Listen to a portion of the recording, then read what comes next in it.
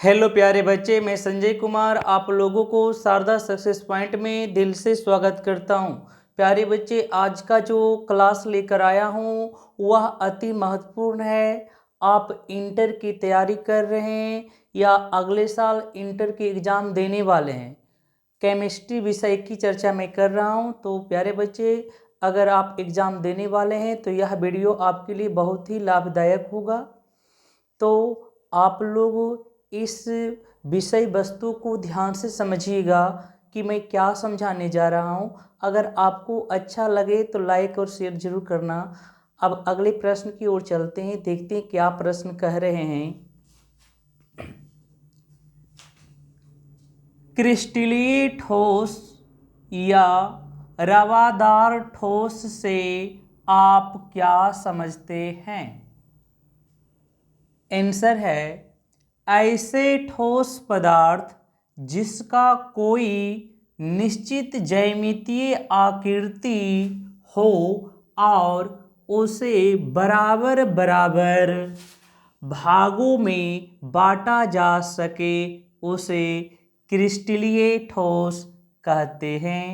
जैसे हीरा, ग्रेफाइट, नमक, इसी को साधारण नमक कहेंगे बच्चे, आयोडीन, शुष्क बर्फ, क्वार्टज, पोटेशियम नाइट्रेट, बेंजोइक अम्ल, नेपथिलीन आदि।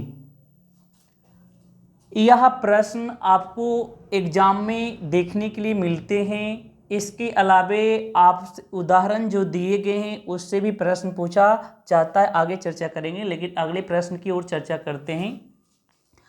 अक्रिस्टलीय ठोस या बेरवादार ठोस से आप क्या समझते हैं? ऐसे ठोस पदार्थ जिसका कोई निश्चित ज्यामितीय आकृति ना हो और उसे बराबर बराबर भागों में नहीं बांटा जा सके, उसे क्रिस्टलीय ठोस कहते हैं। जैसे कांच, प्लास्टिक, रबर, मक्खन, starch, polyurethane, Teflon, cellophane, polyvinyl chloride आदि। अब अंतर है क्रिस्टलीय ठोस एवं अक्रिस्टलीय ठोस में क्या अंतर है? तो एक तरफ क्रिस्टलीय ठोस है और एक तरफ अक्रिस्टलीय ठोस है। अब पहला पॉइंट है, इसकी एक निश्चित ज्यामितीय आकृति होती है। इसकी एक निश्चित ज्यामितीय आकृति नहीं होती है। इसका द्रव्यनांक निश्चित होता है। इसका द्रव्यनांक निश्चित नहीं होता है। यह विषमदैशिक एनिसोट्रोपिक होते हैं। यह समदैशिक आइसोट्रोपिक होते हैं। ये दीर्घ क्रम में जुड़े होते हैं। ये लघु क्रम में जुड़े होते हैं। ये वास्तविक ठोस या ये वास्तविक ठोस या असत ठोस होते हैं। ये असत ठोस होते हैं। बच्चे, यहाँ पर आप लोग को इस चीज़ों को समझना होगा कि आपके एग्जाम में प्रश्न कैसे पूछे जाएंगे। ऑब्जेक्टिव की थोड़ी चर्चा कर लेता हूँ बच्चे, क्योंकि आप इसे नहीं जानिएगा तो बड़ा ही दिक्कत होगा। इसलिए आपको ऑब्जेक्टिव में कैसे पूछे जाएंगे तो कुछ पॉइंट पर मैं हम चिन्हित करता हूँ। अब इस चीज़ों को ध्यान देना।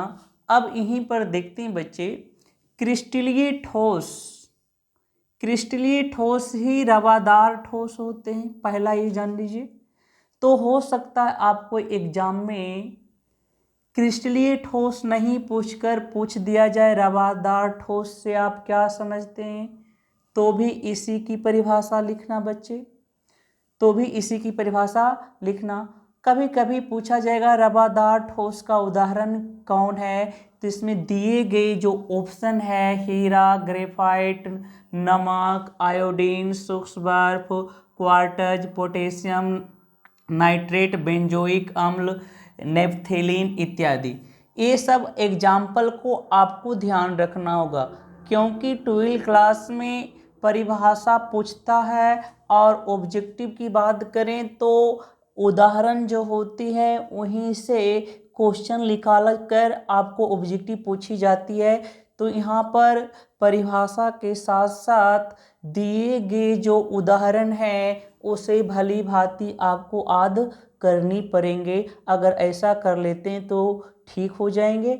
इसी प्रकार से अक्रिस्टलीय ठोस की बात करें, उसी प्रकार से अक्रिस्टलीय ठोस की बात करें तो अक्रिस्टलीय ठोस जो होते हैं बेरवेदार ठोस होते हैं। तो कभी कभी होगा कि बेरवेदार ठोस का उदाहरण कौन है, तो दिए गए ऑप्शन को ध्यान से देखना। कांच, प्लास्टिक, रबर, मक्खन, starch, polyurethane, Teflon, cellophane, polyvinyl chloride आदि। इस प्रकार से आपको दिए गए में ऑप्शन में चुनना है। कभी कभी एनसीईआरटी बुक की चर्चा में करूं तो वहां पर इस प्रकार से प्रश्न पूछ लिए जाएंगे, दिए गए जो ऑप्शन है वह मिला दिया जाएगा और कहा जाएगा कि निम्नलिखित में से कौन क्रिस्टलीय ठोस हैं और क्रिस्टलीय ठोस हैं। आपको ऐसा क्वेश्चन तो बहुत कम देखने को मिलता है, लेकिन एनसीईआरटी में इस प्रकार से क्वेश्चन पूछे जाते हैं।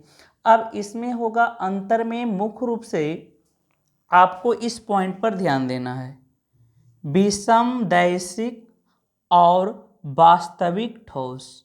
ज़्यादा करके यहीं से ज़्यादा करके ये पूछा जाएगा। कब? विषमदैशिक को अंग्रेजी नाम कभी कभी लिखा हुआ मिलेगा बच्चे, एनिसोट्रोपी कहा जाएगा कि निम्नलिखित में से कौन एनिसोट्रोपी का उदाहरण है। तो ये किसके अंतर्गत पढ़ रहे हैं बच्चे? क्रिस्टलीय के अंतर्गत पढ़ रहे हैं। तो क्रिस्टलीय के जो उदाहरण होगा वही एनिसोट्रोपी का उदाहरण होगा। इस बात को आप लोग ध्यान से समझिएगा। उसी प्रकार से यहाँ पर समदैशिक की बात करें तो समदैशिक जो होते हैं अक्रिस्टलीय ठोस के अंतर्गत आते हैं। तो अक्रिस्टलीय ठोस का जो उदाहरण है वही इसका उदाहरण होगा। अब कभी कभी एग्जाम्पल दे देगा प्रश्न बनाकर और पूछेगा निम्नलिखित में असत या तो अवास्तविक ठोस कौन है। तो आप लोग ये जो उदाहरण दिया है उस पर आप लोग ध्यान देना। फिर अगले क्वेश्चन की ओर आऊँगा बच्चे। क्वेश्चन नंबर 4 को पढ़ते हैं। बिंदु दोष क्या है? ठोस रवा में फ्रैंकिल दोष क्यों उत्पन्न होते हैं? आंसर है, किसी क्रिस्टल के जालक बिंदुओं से अवयवी कणों के विस्थापन से उत्पन्न दोष को बिंदु दोष कहते हैं। एरो का मतलब पैराग्राफ चेंज। ठोस रवा में आयन का आकार काफ़ी छोटा होता है। इन आयन के लिए अपनी स्थिति को छोड़ना तथा क्रिस्टल जालक की स्थिति प्राप्त करना आसान होता है। इसलिए ठोस रवा में फ्रैंकिल दोष उत्पन्न होते हैं। क्वेश्चन नंबर 5, आप लोग एक क्वेश्चन आपके लिए एग्जाम के लिए भी आई है, क्योंकि इसके अंदर से आपको ऑब्जेक्टिव पूछा जाता है, इसलिए हर क्वेश्चन को ध्यान से देखकर चलना है बच्चे। या तो अभी या अंत में रिवाइज जरूर कर लेना। यह वीडियो आपके लिए बड़ा ही लाभदायक होंगे। शॉटकी दोष एवं फ्रैंकिल दोष को परिभाषित करें। शॉटकी दोष ऐसे बिंदु दोष जिसमें एक धनायन एवं ऋणायन अपने निर्धारित स्थान से गायब हो जाना ही शॉटकी दोष कहलाते हैं, जैसे sodium chloride, potassium chloride, caesium chloride, potassium bromide आदि। फ्रैंकेल दोष, जब क्रिस्टल जालक में से एक आयन निकलकर जालक के किसी अंतराकाशी स्थान में फंस जाते हैं, उसे फ्रैंकेल दोष कहते हैं, जैसे silver chloride, silver bromide, zinc sulphide, silver iodide इत्यादि या आदि। शॉटकी दोष एवं फ्रैंकेल दोष में अंतर लिखें, तो एक तरफ शॉटकी दोष होगा, एक तरफ फ्रैंकेल दोष होगा। इस दोष में धनायन एवं ऋणायन दोनों लैटिक स्थान से गायब हो जाते हैं। इसमें धनायन या ऋणायन के कण अंतराकाशी स्थान में फंस जाते हैं। इसमें क्रिस्टल का घनत्व घट जाता है, इसमें क्रिस्टल का घनत्व नहीं घटता है। इसमें आयनिक आकार समान होते हैं, इसमें आयनिक आकार समान नहीं होते। ये तो रहा सब्जेक्टिव के लिए बच्चे, अगर पूछा जाएगा तो आप यहीं से लिख लीजिएगा। लेकिन ऑब्जेक्टिव आए तो क्या करिएगा? अगर आपको एग्जाम में ऑब्जेक्टिव पूछ दिया जाए तो क्या कीजिएगा? कभी कभी ऐसा पूछा जाएगा, किसी जालक बिंदु से अवयवी कण विस्थापित हो जाते हैं, उसे क्या कहते हैं? तो उसे क्या कहेंगे बच्चे?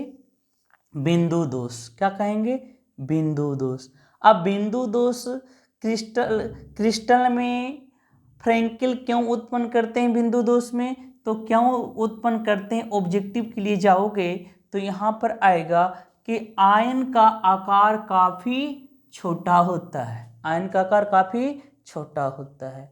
अब शॉटकी दोष में आएंगे तो उदाहरण में पूछा जाएगा कि जिंक सल्फाइड किसका उदाहरण है? ऑप्शन देगा, शॉटकी देगा, फ्रैंकेल देगा, ए बी, इनमें से कोई नहीं। इस प्रकार से ऑप्शन दिए जाते हैं, तो हर ऑप्शन को ध्यान से देखना। एक बड़े मज़े की बात ये बता दूं बच्चे, आपके लिए बड़ा ही मज़ा आएगा अगर मेरी बात समझ जाते हो तो।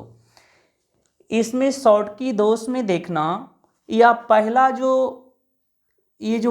जो धातु है यह ग्रुप ए का है। वर्ग एक की बात करता हूँ, वर्ग एक में है सोडियम भी है, पोटेशियम भी है, सीजियम है, पोटेशियम है।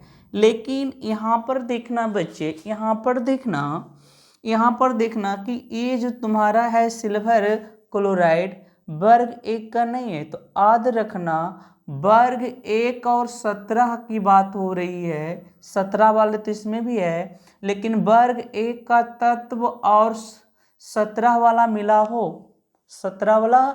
हो तो वह 100% शॉटकी दोष को बताएगा, 100% शॉटकी दोष को बताएगा। एकागो एग्जाम्पल में अपवाद हो तो ना कहूँ, लेकिन ये होगा। लेकिन जब वर्ग एक का तत्व नहीं हो तो उस परिस्थिति में फ्रैंकेल दोष पर आप टिक लगाइएगा। इस बात को ध्यान से नोट कर लीजिएगा। अब अंतर है, अगर आपसे पूछा जाए कि किसी क्रिस्टल से धनायन एवं ऋण आयन दोनों गायब हो जाते हैं, क्या कहलाएंगे? शॉटकी दोष। क्या कहलाएंगे बच्चे? शॉटकी दोष।